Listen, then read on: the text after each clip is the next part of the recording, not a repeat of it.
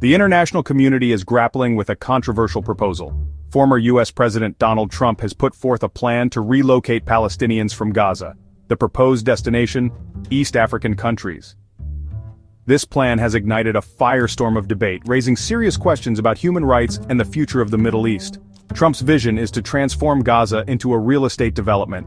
This would involve the United States taking control of the Gaza Strip. The relocation of over 2 million Palestinian residents is a key part of this plan. This proposal is not without precedent. The history of the Middle East is replete with forced migrations and population transfers.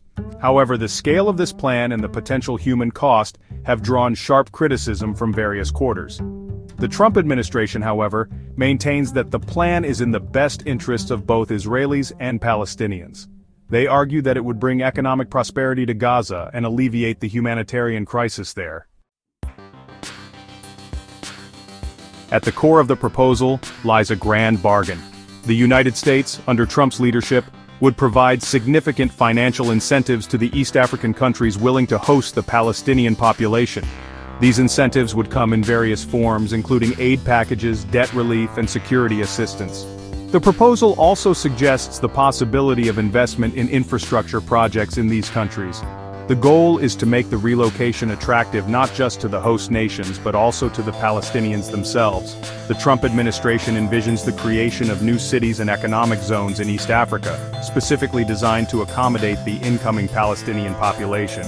These zones would be modeled after successful special economic zones around the world, with the aim of attracting foreign investment and creating jobs.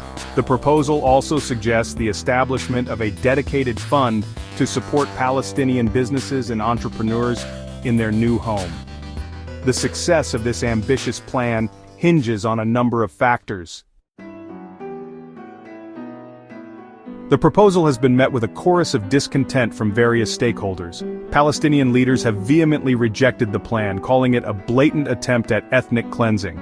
They argue that it violates their right to self-determination and their historical claim to the land. Human rights groups have also raised serious concerns about the potential for human rights violations. They argue that any relocation must be voluntary and carried out with the full consent of the Palestinians involved. Arab nations have largely condemned the proposal, viewing it as a betrayal of the Palestinian cause. They have called for a renewed focus on a two-state solution, with an independent Palestinian state alongside Israel. The international community remains divided on the issue. Some countries have expressed support for the proposal, citing the potential for economic development and stability in the region. Others have expressed reservations, urging caution and a commitment to international law. Section 4. Israel takes the lead. Israel, a key player in this proposal, has been actively involved in discussions with potential host countries in East Africa. Israeli officials have confirmed that they are working to identify nations that might be receptive to the plan. Finance Minister Bezalel Smotrich has stated that Israel is even preparing an emigration department within the Defense Ministry to facilitate the relocation process. This move signals Israel's commitment to the proposal and its willingness to invest resources in its implementation. However, the success of this endeavor relies heavily on the cooperation of the East African countries involved. Each nation has its own unique political landscape, economic situation, and relationship with both Israel and the Palestinian people. Navigating these complexities will be crucial for Israel as it seeks to gain support for the relocation plan. The potential benefits for the host countries are significant. Section 5. The allure of incentives. The incentives offered by the U.S. and Israel are substantial and could be particularly attractive to countries facing economic challenges or seeking to strengthen their regional influence.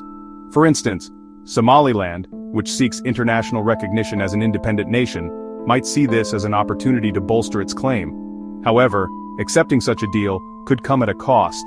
These countries risk alienating other Arab and African nations that stand in solidarity with the Palestinians. The potential influx of a large Palestinian population also raises concerns about social integration, resource allocation, and the potential for unrest. The East African countries involved will need to carefully weigh these factors against the potential economic and political gains before making a decision. The international community will be watching closely as this complex and controversial situation unfolds. The stakes are high, with the potential for both significant progress and further instability in an already volatile region. Thank you for watching. If you enjoyed this video, don't forget to like, share, and subscribe for more updates. See you in the next one.